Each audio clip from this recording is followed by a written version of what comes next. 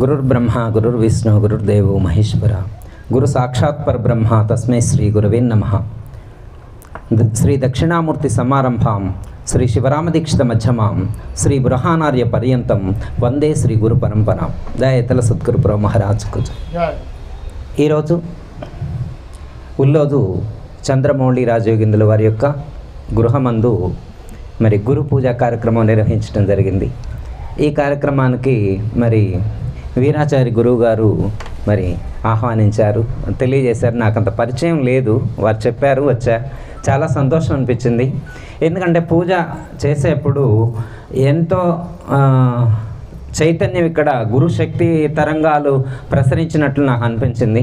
వీరి యొక్క వ్యాఖ్యానం మరి అచల బోధానంద తిరుపతి వారి యొక్క వ్యాఖ్యానం మధ్య మధ్యలో అంటే శ్లోకాలు ఆ పద్యాలు దరువులకి మధ్య మధ్యలో వాటి అర్థాన్ని వివరిస్తూ, ఎందుకంటే క్యాజువల్గా చదువుకుంటూ వెళ్ళటం వేరు, ఆ అర్థాన్ని మధ్య మధ్యలో గుర్తు చేసుకుంటే మనం ఇంత గొప్ప జ్ఞానంతో కూడినటువంటి పూజా కార్యక్రమాన్ని నిర్వహించుకుంటూ ఉన్నాము అనేటువంటి ఒక తలంపు మనకు కలుగుతుంది. మళ్ళా ఈరోజు పూజా కార్యక్రమంలో ఫస్ట్ మాతాపితృలకు పూజ చేశారు. అది నాకు చాలా సంతోషం అనిపించింది. ఎందుకంటే మన సాంప్రదాయంలో కానీ చాలా సాంప్రదాయాల్లో ఇలా ఉండదన్నమాట. చాలా చోట్ల నేను చూడలేదన్నమాట, ఇక్కడే చూస్తున్నాను అన్నమాట. ఎందుకంటే తల్లిదండ్రులు ప్రత్యక్ష దైవాలు, వారి యొక్క అనుగ్రహం లేకుండా ఈ ప్రకృతి సహకరించదు. వారి యొక్క అనుగ్రహం ఉంటేనే ఈ లోకంలో మనం ఒక అడుగు ముందుకు వేయగలుగుతాం. ఎందుకంటే వారి యొక్క అనుగ్రహం ఉండబట్టే ఈ లోకంలో జన్మిస్తే ఒక గురువు దగ్గరకు చేరగలిగాం, లేకపోతే ఈ అవకాశం మనకు వచ్చేటువంటిదే కాదు. చూడండి, మనం చెప్తారు మేడం, మాతృసేవ కన్నా మహిమ లేదు ఘనము. అంటే ఈ ప్రపంచంలో తల్లిదండ్రుల యొక్క సేవ కంటే గొప్పదైనటువంటిది ఇంకొకటి లేదు. రాయి పెట్టి కొలువ రాదు ముక్తి, రాయి పెట్టి కొలువ రాదు ముక్తి, ప్రాణం ఉన్నవాడిని పట్టించుకోరాదా సర్వధర్మ రూప సత్యయాఖ్య అని చెప్పారు. అంటే ఏంటంటే చాలామంది తల్లిదండ్రులు అత్తమామలు ఇంట్లోనే ఉంటారు. ఇంట్లో ఉన్నటువంటి తల్లిదండ్రులకి అత్తమామలకి ఒక ట్యాబ్లెట్ ఇవ్వకుండా, టిఫిన్ పెట్టకుండా, భోజనం పెట్టకుండా, వాళ్ళకు కావలసినటువంటి కనీసమైనటువంటి సౌకర్యాలు చూడకుండా దైవానుగ్రహాన్ని పొందాలని ఏదో సంథింగ్ ఒక ఎనర్జీని సేవ్ చేసుకోవాలి, స్టోర్ చేసుకోవాలనేటువంటి తలంపుతో దేవాలయాలకు వెళ్ళటం, లేకపోతే తీర్థయాత్రలకు వెళ్ళటం ఇలా చేస్తూ ఉంటారు. అయితే దేవాలయాలకు వెళ్ళటం, లేకపోతే ఆశ్రమాలకు వెళ్ళటం, గురువుల దగ్గరకు వెళ్ళటం మంచిదే. కాకపోతే ఏంటంటే తన యొక్క కర్తవ్యాన్ని, బాధ్యతను నిర్వర్తించాలన్నమాట. రాయి పెట్టి కొలువ రాదు ముక్తి, ప్రాణం ఉన్నవాడిని పట్టించుకోరాదా. ప్రాణాలతో ఉన్నటువంటి తల్లిదండ్రుల్ని అత్తమామల్ని అక్కడ వదిలిపెట్టి ఏదో పుణ్యం కోసం, ఏదో లోకోద్ధరణ చేయడం కోసం, లోకంలో ఏదో నేను సేవ చేస్తాను అని లోకానికి సేవ చేయాలి అనేటువంటి తలంపుతో ప్రయత్నం చేస్తూ ఉంటారు. అది సరికాదు అని మన పెద్దలు చెప్పారు. ఇక్కడ తల్లిదండ్రులకు సేవ చేయాలి, లేదా తల్లిదండ్రులను గుర్తు చేసుకోవడం నాకు చాలా మంచిగా అనిపించింది. అలాగే మరి ఈరోజు శ్రీ అచల గురువు జంబోజు లింగమూర్తి ఆర్యులు వారు, ఆ దంపతులను ఇవాళే నేను చూసా. మొన్ననే యూట్యూబ్లో ఆ పూజా కార్యక్రమం చేసేది చూసా, మొన్నే చూసా. మళ్ళీ ఈరోజు ప్రత్యక్షంగా మరి ఆ గురువుగారు, అదే ఆ గురువుగారి యొక్క సహోదరులు ఇంతమంది ఇట్లా ఉంటే నాకు చాలా హ్యాపీగా ఉంది. ఎందుకంటే చాలా చోట్ల ఒకే సాంప్రదాయం అయినప్పటికీ కూడా భేదాభిప్రాయాలతో కనిపిస్తూ ఉంటారు.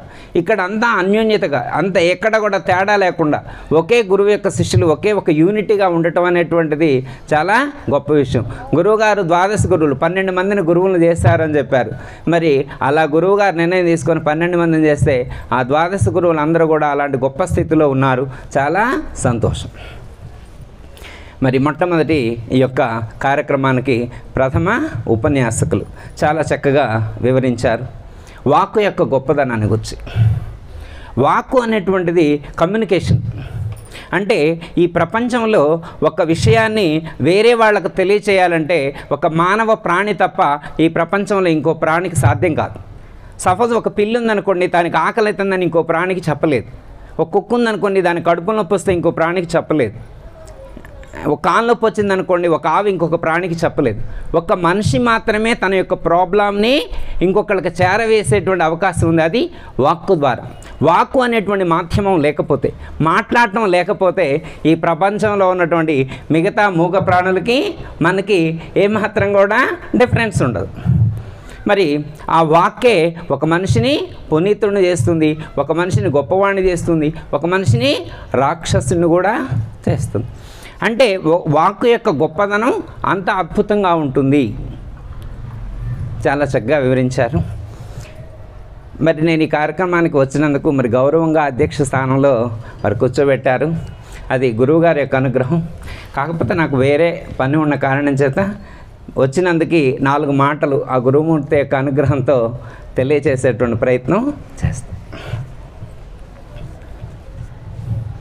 మరి గురువుగారు వాక్కు గురించి చెప్పారు కాబట్టి నేను శ్రవణం గురించి 2 మాటలు చెప్పేటువంటి ప్రయత్నం చేస్తాను. ఆధ్యాత్మిక మార్గంలో శ్రవణం అనేటువంటిది అత్యంత ప్రధానమైనటువంటిది. చెప్పటం ఎంత ప్రధానమో వినటం కూడా అంతే ప్రధానం. ఎందుకంటే మహాత్ములు చెప్పడానికి సిద్ధంగా ఉన్నారు, మరి వినేవాళ్ళు కూడా అంతే సిద్ధంగా ఉండాలి.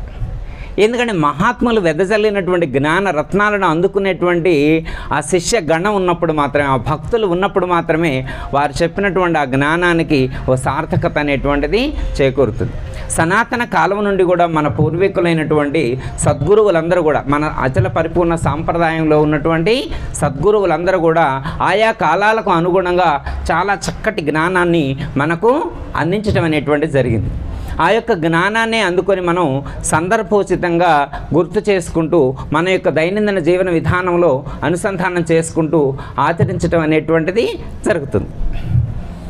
అయితే గురువు చెప్పేప్పుడు, మనకు సద్గురుమూర్తి చెప్పేప్పుడు శిష్యుడు శ్రద్ధగా శ్రవణం చేయాలి.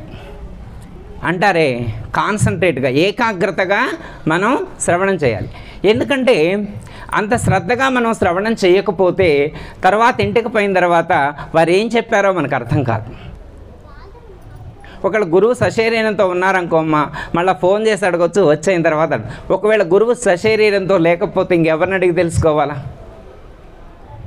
వారు ఉన్నప్పుడే ఈ జ్ఞానాన్ని మనం సంపాదించుకొని ఆచరించేటువంటి ప్రయత్నం చేయాలి. చిన్న ఎగ్జాంపుల్ కూడా చెప్తా. ఒక గురువు గారు చాలామంది శిష్యులకి బోధ చేశారు. శిష్యులందరూ శ్రద్ధగా విన్నారు. అయితే ఒక ఆయన విన్నాడు కానీ శ్రద్ధగా వినలేదు. గురువుగారు చెప్పేది శ్రద్ధగా వినలేదు. వినకపోతే ఇంటికి వెళ్ళిన తర్వాత డౌట్ వచ్చింది.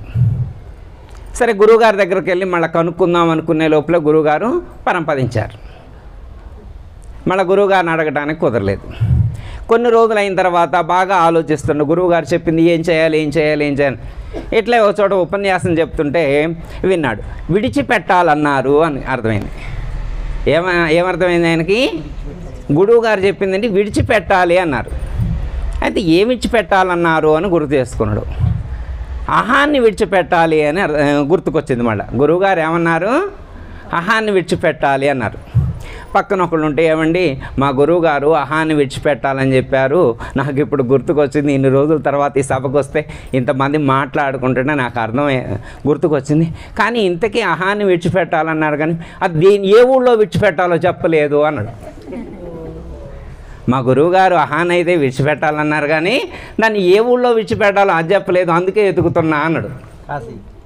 ఇక మరి కాశీ వెళ్తాడో, రామేశ్వరం వెళ్తారో, భద్రాచలం వెళ్తారో, శబరిమల వెళ్తారో ఆయన ఇష్టం.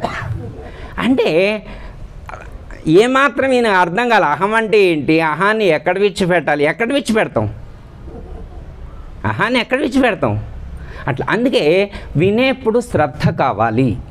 శ్రద్ధతో విన్నప్పుడు ఎంతసేపు విన్నది ప్రధానం కాదు, ఎంత శ్రద్ధగా వింటామో అది ప్రధానం. భగవద్గీతలో చెప్తారు ఒక మాట, మనుష్యాణం సహస్రేషు కస్సిద్ధ్య తతసిద్ధయే ఎతతామపి సిద్ధానం కస్సిన్మం వేత్తి తత్వత అని చెప్పారు.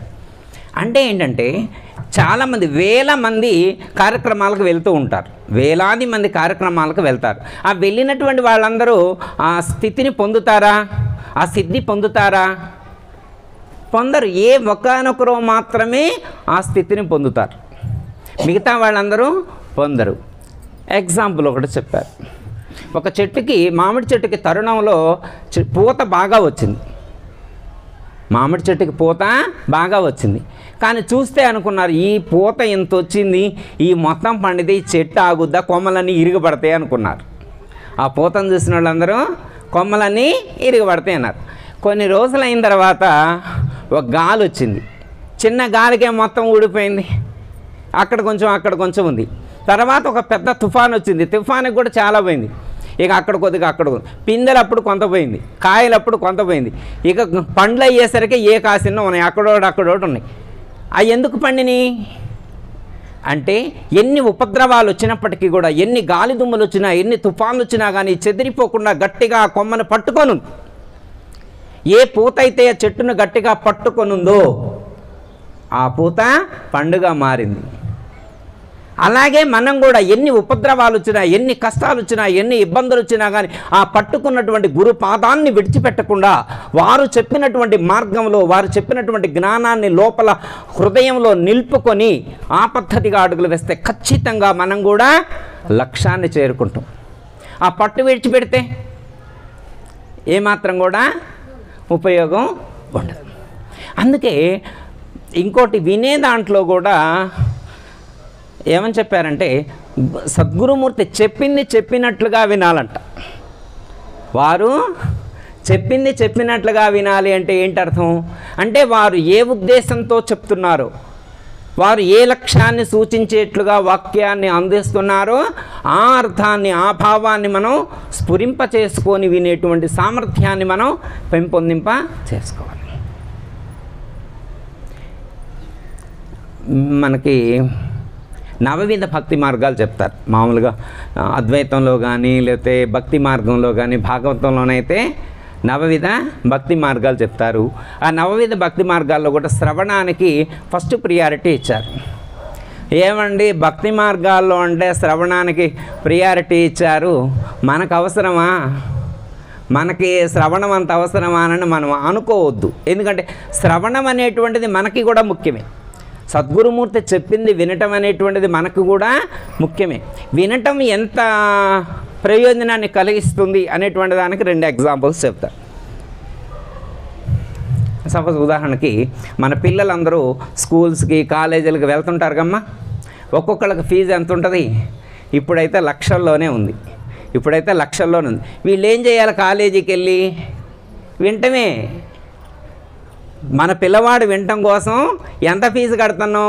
సంవత్సరానికి 5 లక్షలు 10 లక్షలు అట్లా కడుతున్నాం. ఏం చేస్తారు? ఆడికి వెళ్ళి వింటమే. 5వ తరగతి వాళ్ళు వింటమే, 10వ తరగతి వాళ్ళు వింటమే, ఇంటర్ జరిగిన వింటమే, డిగ్రీ వాళ్ళు వినటమే, బీటెక్ వాళ్ళు వినటమే. వాళ్ళు చేసేది వాళ్ళు వినటానికే డబ్బులు కట్టేది. వాళ్ళు వినటానికే. వింటే ఏమైంది గురువు గారు? వింటే కలెక్టర్ అవుతాడు. వాడు ఆ కాలేజీలో పంతులు గారు చెప్పిన పాఠం వింటే ఒకడు కలెక్టర్ అయ్యాడు, ఒకడు ఇంజనీర్ అయ్యాడు, ఒకడు ఐపీఎస్ అయ్యాడు, ఒకడు మంచి బిజినెస్ మ్యాగ్నెట్ అయ్యాడు. ఏమైంది? వినటం వల్ల ఏం ప్రయోజనం కలిగింది? కలెక్టర్ కావచ్చు, ఇంజనీర్ కావచ్చు, బిజినెస్ మ్యాగ్నెట్ కావచ్చు, మంచి ఫార్మర్ కావచ్చు, ఏదైనా కావచ్చు. వింటేనే కలెక్టర్ అవుతారా? వింటే ఇంజనీర్. మరి వీళ్ళందరూ ఏం చేస్తున్నారు? మరి పిల్లల్ని దేనికి పంపిస్తున్నారు కాలేజీకి? వినటానికే. బాగానే ఉంది. పిల్లలు కాబట్టి డబ్బులు ఇచ్చి చదివేస్తున్నాం, వినటానికి వెళ్తున్నాం. మరి ఇక్కడికి ఎందుకు వచ్చాం మనం? ఇక్కడ కూడా వినటానికే వచ్చినాం. పిల్లలైతే మరి కాలేజీకి వెళ్తే డబ్బులు కడితే వింటే ఇంజనీర్లో, ఐఏఎస్లో, ఐపీఎస్లో ఏదో అవుతారు. మరి ఇక్కడికి వచ్చి వింటే మనం ఏమవుతాం? ఏదో ఒకటి అవుతాం కదా. అవుతామా కామా? జ్ఞానులు అవుతాం. ఇక్కడ మనం డబ్బులు ఇచ్చేది, మనం కూడా దక్షిణ ఇస్తున్నాం అంటామా? అది కాదు కమ్మా. మన గురువు గారు నువ్వు ఇంత ఫీజు ఇస్తేనే నేను పరిపూర్ణం చెబుతా, లేకపోతే ఎరుక చెబుతా, లేదా మహావాక్యాలు చెబుతా. మనకు ఫీజులు ఏం పెట్టలేదుగా. ఫీజులతో సంబంధం లేదు ఇక్కడ. అర్థమైందమ్మా? మనం ఇచ్చేటువంటి, మన యొక్క లౌకికమైనటువంటి ధనాన్ని ఆశించేటువంటి గురువులు కాదు మన గురువులు. నిస్వార్థంగా వాళ్ళ యొక్క గురువు చెప్పినటువంటి జ్ఞానాన్ని నలుగురికి అందించి గురు రుణం తీర్చుకోవాలి అనేటువంటి తపనతో ఉన్నటువంటి గురువులు మన గురువులు. నిస్వార్థమైనటువంటి గురువులు, నిజమైనటువంటి గురువులు. ఇలాంటి గురువులు లోకంలో అసలు ఎక్కడా కనిపించరు.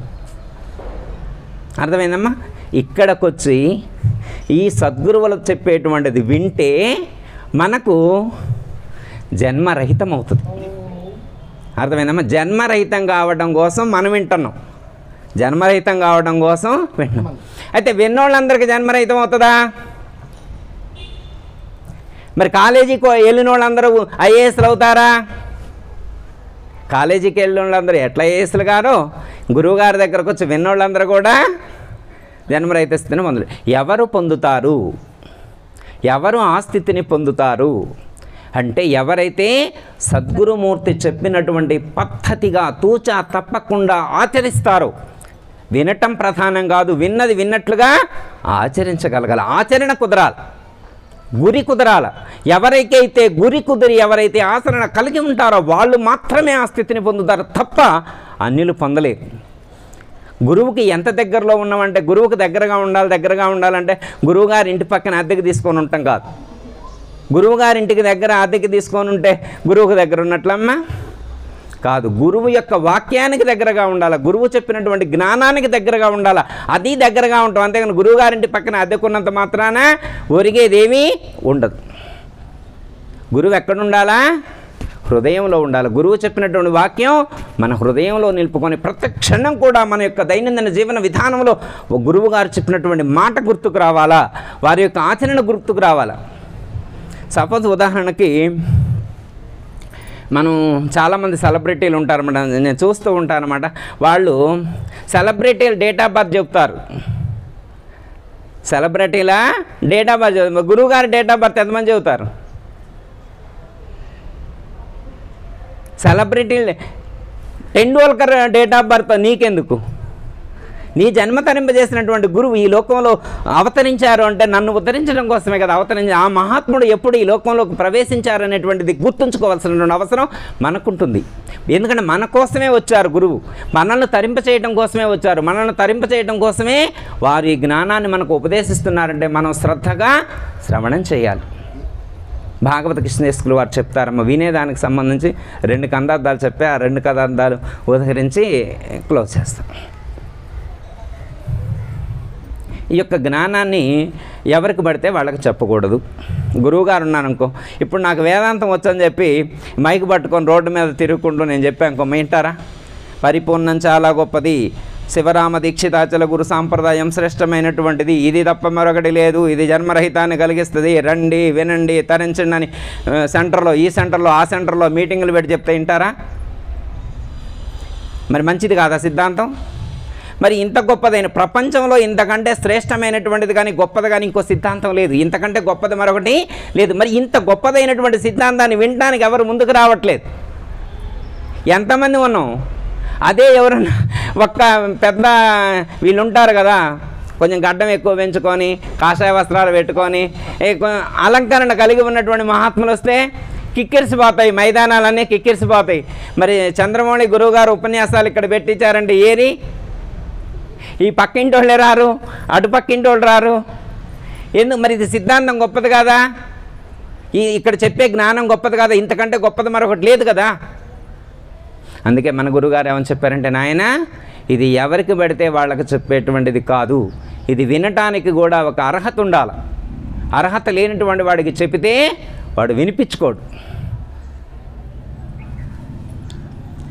వినవలెనని కనవలెనని మనసందున కోర్కె గల్గు మనుజులే వినుడి, వినజేసెద కనజేసెద ఘనమగు ఈ బోధ వీణ కననొల్లానాటే మనజలోచనుడొచ్చిన త్రోవ బాటే తినోమంటే పులి వల్ల దనిలో కోలన వింటి కను కానే వినవాలే నననోరాడదు వీణ కననొల్లానాటే మనజలోచనుడొచ్చిన త్రోవ బాటే.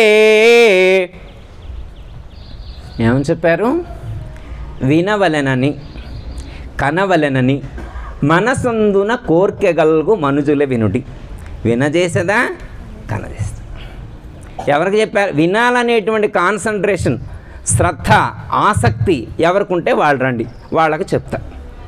ఎందుకంటే వినాలని మీకు లేదనుకో నేనేం చేస్తా?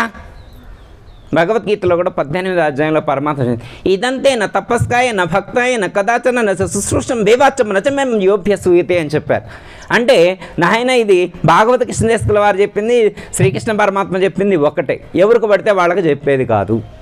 అర్హత లేనటువంటి వాడికి, భక్తి లేనటువంటి వాడికి, శ్రద్ధ లేనటువంటి వాడికి, విశ్వాసం లేనటువంటి వాడికి ఇది చెప్పొద్దు. ఎగ్జాంపుల్ ఒకటి చెప్పారు. తినుమంటే పులి వల్ల దానిలో కోలన వింటే కనుకానే వినవాలే నననోరాడదు వీణ కననొల్లనాటే. ఏమని చెప్పారు? తినమంటే పులి తినలేదట. తినకుండా అదేమన్నా స్ట్రైక్ చేస్తుందా? పులులు ఎక్కడన్నా స్ట్రైక్ చేస్తాయమ్మా? ఆకలి అయితే తినవా? మనమే తింటాం, అది మాత్రం తినకుండా ఎందుకు ఉంటుంది? కానీ అది తింటలేదట. అది తింటలేదు. ఎందుకు తింటలేదు? దానికి కావలసినటువంటి ఆహారం పెడితేనే అది తింటుంది, ఏది పెడితే అది తిందు. ఒక ఆయనకి ఒక ఆలోచన కలిగిందంట, అయ్యో అడవిలో పులులకు ఆహారం ఎవరు పెడతారు, అవి ఎట్లా బతుకుతున్నాయో ఇంట్లో, మా ఇంట్లో ఇవాళ శ్రావణ శుక్రవారం పూజ చేసిను, పరమాన్నం పులిహార గారెలు చక్కెర పొంగలు ఇవన్నీ తయారు చేసిను, ఇవన్నీ తీసుకు పులులకు పెట్టాలని చెప్పి మొత్తం మూట కట్టుకొని తీసుకెళ్ళిందంట. ఓ పులి కనిపించింది. ఏమండి పులిగారు, ఇటు రండి, నీకోసం పరమాన్నం తీసుకొచ్చా, నీకోసం పులిహార తీసుకొచ్చా, నీకోసం చక్కెర పొంగల్ తీసుకొచ్చా, నీకోసం గారెలు తీసుకొచ్చా, రండి రండి రండి అని. వస్తుందా? రాదు. ఎందుకు రాదు? ఎందుకంటే దానికి కావలసినటువంటి ఆహారం ఇది కాదు. దానికి కావలసినటువంటి ఆహారాన్ని ఇస్తే మాత్రమే అది వస్తుంది.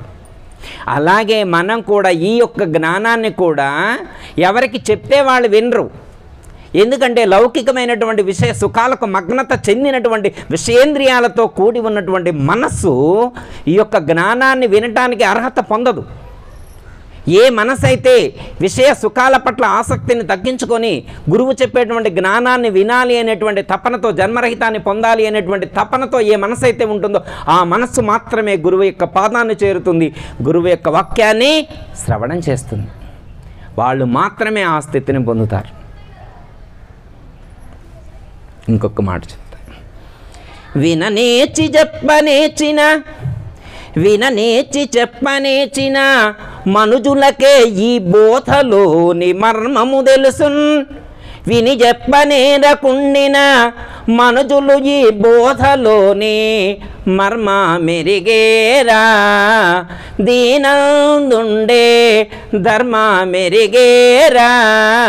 జనులే కొబ్బరికాయ తిననేర్పుగలవారు తిననేచునా కోతి తన కాకాయ బేన మర్మ మెరిగేరా.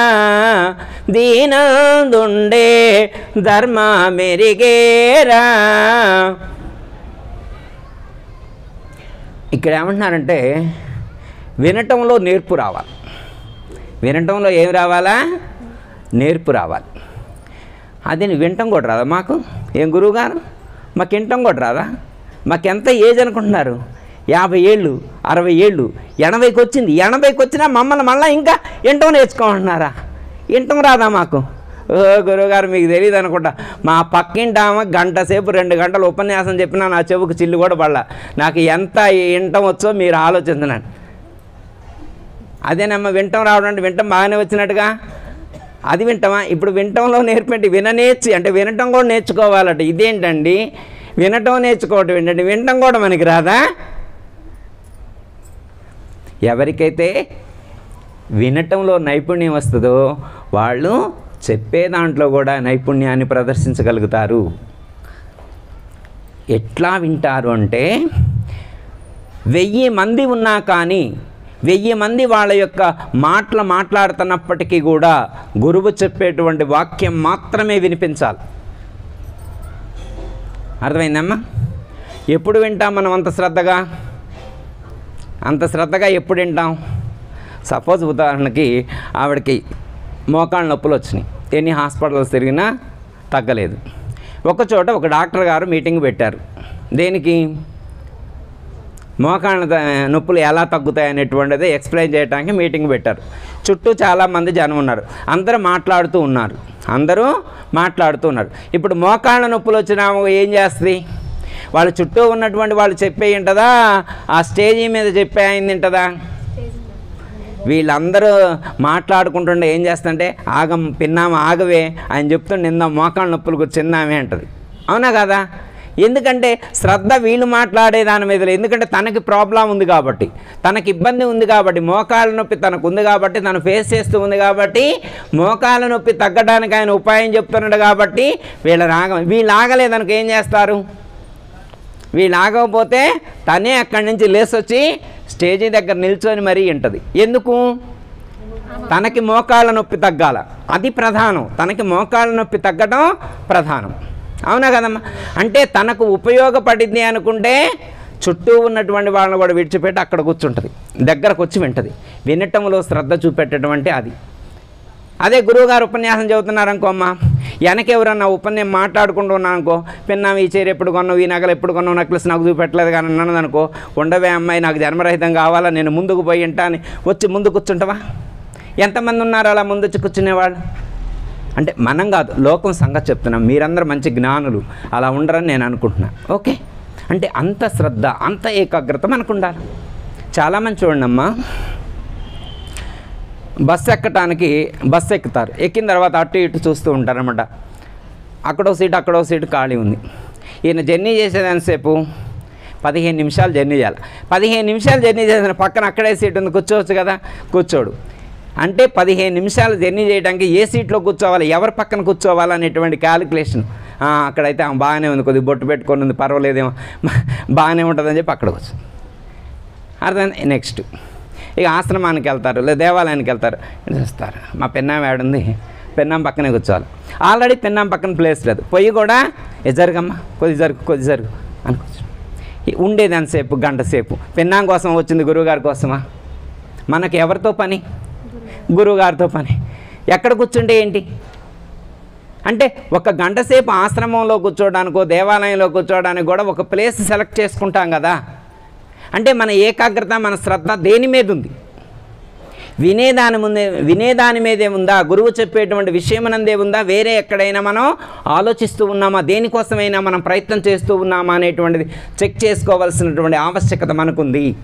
అదే చెప్తున్నారు, విననేర్చి చెప్పనేర్చని. వినటంలో ఆ నేర్పు లేదా ఆ నైపుణ్యత, ఆ షార్ప్నెస్ అనేటువంటిది ఎవరికి ఉంటుందో, ఎవరు శ్రద్ధగా వింటారో వాళ్ళు మాత్రమే ఆ స్థితిని పొందుతారు. ఆచరించడం కోసం మాత్రమే వినాలని చెప్తారు. ఏమని చెప్తే ఎలా వినాలి? ఆచరించడం కోసం మాత్రమే వినాలి తప్ప విమర్శించడం కోసం వినకూడదు. మహాత్ములు ఎవరి అనుభవాన్ని వాళ్ళు అందిస్తారమ్మా. భక్తులు కూడా ఎవరి అనుభవాన్ని వాళ్ళు అందిస్తారు. అది వాళ్ళ అనుభవంగా స్వీకరించాలి తప్ప విమర్శించకూడదు. ఇంటికి పోయిన తర్వాత ఆ గురువేంటి అట్లున్నాడు, ఈ గురువేంటి అట్లుంది, పిన్నాం అట్లుంది ఏంటి, అత్త ఎట్లే ఉంది, వదిన ఎట్లుంది, వాటితో మనకి సంబంధం లేదు. వారు చెప్పేటువంటి జ్ఞానం మాత్రమే మనకు ముఖ్యం. దాన్ని మాత్రమే మనం పరిగణలోకి తీసుకోవాలి, దాన్ని మాత్రమే వినాలి. ఈ చెవికి వేరే ఏమీ వినిపించకూడదు, ఈ కంటికి వేరే ఏమీ కనిపించకూడదు. మనం అలా వినేటువంటి దాంట్లో నైపుణ్యాన్ని సాధించినప్పుడు మాత్రమే మనకు ఆ స్థితి అనేటువంటిది కుదురుతుంది. విని చెప్పనేరకుండిన మనుజులు ఈ బోధలోని మర్మ మెరిగేరా, దీనందుండే ధర్మ మెరిగేరా. విన్న తర్వాత మరి ఏం చెప్పారంటే చెప్పాలిగా. ఇంటికి వెళ్ళిన తర్వాత అడుగుతారు. ఇంటికి వెళ్ళిన తర్వాత ఏమమ్మా మరి గురువుగారి కార్యక్రమానికి వెళ్ళావు కదా, మరి పెద్దలు చాలామంది విచ్చేశారంట, మరి తిరుపతయ్య గారు, లింగమూర్తయ్య గారు, ఇట్లా చాలామంది పెద్దలు వచ్చారట, మరి వారు ఏం చెప్పారు అంటే బాగానే చెప్పారు. అబ్బో బాగా చెప్పారు, అంతా పరిపూర్ణమే, అంతా పరిపూర్ణమే. 2 మాటలే చెప్పారా? బాగా చెప్పారు. అబ్బా బాగా చెప్పారు. అసలు ఒక్కళ్ళు కూడా నిద్రపోవాలా, ఒక్కళ్ళు కూడా అటు ఇటు వంగట్ల బాగా కూర్చున్నారు, అసలు స్టడీగా ఉన్నారు, బాగా చెప్పారు. ఓ గురువుగారు బాగా చెప్పారు. ఏం చెప్పారు అంటే అంత శ్రద్ధగా వినేటువంటి మన ప్రయత్నం చేయాలి. అంటే ఇంటికాడోళ్ళకి చెప్పడం కోసం నేర్చుకోవాలా? ఇక్కడ ఉన్నటువంటి వాళ్ళు ఎప్పుడైనా అడిగితే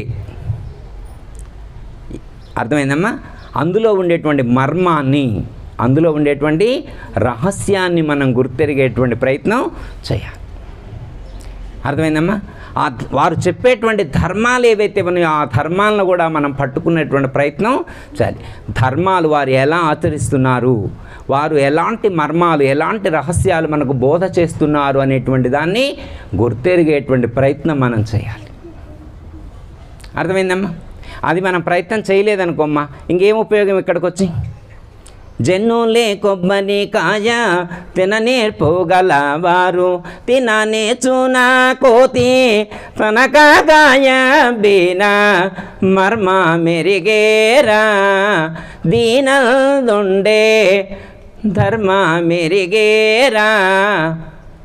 కొబ్బరికాయ కోతికి, ఒక కొబ్బరికాయ తెసపోయి కోతికి ఇచ్చారంట. ఏం చేస్తా? చట్నీ చేసుకుందంటదా అమ్మ? కొబ్బరి కూర చేస్తుందా? కొబ్బరి బూరెలు వండిద్దా? వండదు. దేనికి?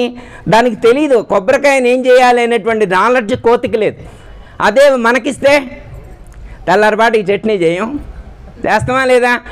రేపు ఇడ్లీకి పోయామంటే కొబ్బరి చెప్పి ఇక్కడ ఏంగులోనే ఫోన్ చేసి నువ్వు ఇడ్లీకి పోయానంటారు. కొబ్బరి చట్నీ మనం కాదమ్మా, అసలు లోకంలో సంగతి చెప్తున్నా. అంటే ఒక మనిషికి మాత్రమే ఆ జ్ఞానం ఉంది, మిగతా పశుపక్షాదులకు ఆ జ్ఞానం లేదు. ఒక కొబ్బరికాయ ఒక కోతికిస్తే ఏం చేయాలో తెలీదు. అదే ఒక మనిషికిస్తే దాన్ని సరిగ్గా వినియోగించుకోగలుగుతాడు. కొబ్బరికాయే కాదు, దేన్నిచ్చినా కానీ సరిగ్గా వినియోగించుకోగలుగుతాడు. ఈ లోకంలో ఒక్క మానవుడు మాత్రమే దేన్నైనా కానీ స్వీకరించి దాన్ని అనుభవించి దాని యొక్క పరమార్థాన్ని గుర్తెలిగేటువంటి సామర్థ్యం ఒక్క మానవుడికి మాత్రమే ఉంది ఈ లోకంలో, మిగతా ఎవరికీ లేదు.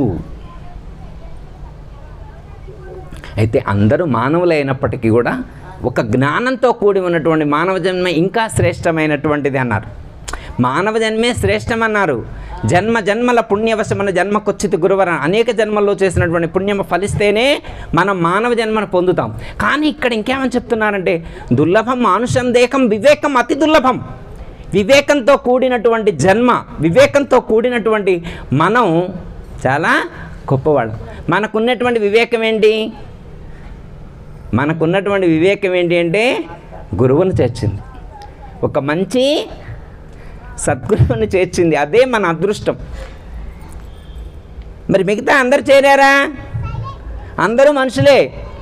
ఉప్పు కప్పురంబు ఒక్క పోలిక నుండి చోట చోట రుచుల జాడవేరు పురుషులందు పుణ్య పురుషులు వేరయ్యా విశ్వదాభిరామ వినరవేమని చెప్పారు. అందరూ మనుషులే. ఉప్పు కర్పూరం రెండు ఒకే విధంగా ఉంటుంది. మానవులందరూ ఎలా సమానంగా ఒకే విధంగా కనిపిస్తూ ఉంటారో ఉప్పు కర్పూరం ఒకే విధంగా ఉంటాయి. కానీ వాటి యొక్క గుణగణాలను మనం పరిశీలించినప్పుడు ఉప్పు గుణం వేరే, కర్పూరం గుణం వేరే. ఉప్పును నిప్పుల్లో వేస్తే ఒక విధంగా ఉంటుంది, అదే అగ్నితో సంయోగం చేసినప్పుడు ఇంకో విధంగా ఉంటుంది. కర్పూరాన్ని సంయోగం చేస్తే ఇంకో విధంగా ఉంటుంది. అంటే ఉప్పు యొక్క కర్పూరం యొక్క స్వభావాలను పరిశీలించినప్పుడు ఎట్లా తేడా ఉంటుందో, మనుషులందరూ ఒకే విధంగా కనిపించినప్పటికీ కూడా వాళ్ళ యొక్క గుణగణాలను పరిశీలించినప్పుడు వాళ్ళ గొప్పతనం ఏంటి అనేటువంటిది మనకి తెలుస్తుంది. ఎలా తెలుస్తుంది? వాళ్ళ యొక్క నడవడిక. చిన్న ఒక్క మాట చెప్పి కంక్లూషన్ అమ్మా. చెట్టు సారము ఫలము నుండును, మనిషి సారము మాట నుండును, మాట పలికిత మంత్రమైనది అనేటువంటి ఒక పాట ఉందమ్మ. ఇప్పుడు ఒక మామిడి చెట్టు ఉందనుకోమ్మా, మామిడి చెట్టు యొక్క సారాంశం ఎక్కడ కనపడుతుందో తెలుసా? మామిడి పండులో కనిపిస్తుంది. దాని యొక్క సారం అనేటువంటిది ఎక్కడ, చెక్కలోనో ఆకుల్లోనో ఎక్కడో బెరల్లో ఎక్కడ కనిపించదమ్మా. మామిడి చెట్టు యొక్క సారాంశం మొత్తం ఒక పండులో కనిపించినట్టుగా ఒక మనిషి యొక్క సారాంశము, ఒక మహాత్ముడి యొక్క సారాంశము వారి యొక్క వాక్కులో కనిపిస్తుంది. ఇందాక అందుకే గురువుగారు చెప్పారు వాక్కు ఎంత గొప్పది అనేటువంటి విషయాన్ని చెప్పారు కదా. అర్థమైందమ్మా? సద్గురువు యొక్క వాక్కు, వాక్ దీక్ష అని చెప్తారు కదా మనకి. గురువుగారు మనకి దీక్షాత్రయం చెప్పినప్పుడు ఏమంటారు? వాక్ దీక్ష అంటారు. అంటే గురువు యొక్క వాక్కు మంత్ర సమానం అన్నారు. మంత్రమూలం గురోర్వాక్యం, మంత్రమూలం గురు. ఈ మంత్రమూలం గురోర్వాక్యం అంటే గురువుగారు చెప్పిన మంత్రాన్నే చదువుకోవాలనుకుంటారు. అట్లా కాదు, గురువుగారు చెప్పే మంత్రం కూడా విలువైనటువంటిది. అలా కాదు, గురువుగారు చెప్పేటువంటి ప్రతి వాక్యం కూడా మంత్ర సమానమే. అది గొప్ప అర్థం మనం తెలుసుకోవాల్సింది. అర్థమైందమ్మా? గురువుగారు ప్రతిసారి మంత్రం చెప్పక్కల, గురువుగారు పలికేటువంటి ప్రతి పలుకు కూడా మంత్ర సమానమైనటువంటిది. మంత్రం ఎలా ప్రయోజనాన్ని కలిగిస్తుందో గురువు యొక్క వాక్యం కూడా మనకు అంతే గొప్ప ప్రయోజనాన్ని కలిగిస్తుంది అనేటువంటి జ్ఞానంతో మనం జీవించగలగాలి. అర్థమైందమ్మా? చెట్టు యొక్క ఎసెన్సు పండైనట్టుగా మనిషి యొక్క ఒక మహాత్ముని యొక్క సారాంశం ఎసెన్సు వారి యొక్క మాట తీరులో ప్రసరితమవుతుంది. వారి యొక్క మాటతో పాటు వారి యొక్క శక్తి కూడా శిష్యులలో ప్రవేశించి వాళ్ళను ఆ యొక్క కర్మ బంధం నుండి లేదా జన్మ బంధం నుండి విడిపించడానికి వారికి దోహదం చేసి వారిని లక్ష్యాన్ని చేర్చుతుంది గురువు యొక్క వాక్యం. కాబట్టి మనందరం కూడా గురువు గారు చెప్పేటువంటి వాక్యాన్ని శ్రద్ధగా శ్రవణం చేసి సద్వినియోగం చేసుకునేటువంటి ప్రయత్నం చేద్దాం. దయతల సద్గురు ప్రభు మహారాజుకు ఈ యొక్క అవకాశం ఇచ్చినటువంటి గురువు గారికి, మరి సభలో ఉన్నటువంటి పెద్దలకు, మీ అందరికీ కూడా జై గురు అర్పిస్తాం. సెలవు. దయతల సద్గురు ప్రభు మహారాజుకు అందరికీ జై గురు. మరిన్ని ఆధ్యాత్మిక రహస్యాల కోసం అచల బోధ, ఆత్మబోధ, భగవద్గీత, అలాగే పండుగల్లో దాగిన అర్థాలు, అంతరార్థాల కోసం మరియు యోగము, ధ్యానము మొదలైన అనేక ఆధ్యాత్మిక తెలుగు ప్రవచనాల కోసం క్రింద ఉన్నటువంటి రెడ్ కలర్ సబ్స్క్రైబ్ బటన్ను క్లిక్ చేయండి. అలాగే ప్రక్కనే ఉన్నటువంటి గంట సింబల్ను నొక్కండి. అలాగే ఈ వీడియో మీకు నచ్చినట్లయితే లైక్ చేయండి మరియు షేర్ చేయండి. జై గురు.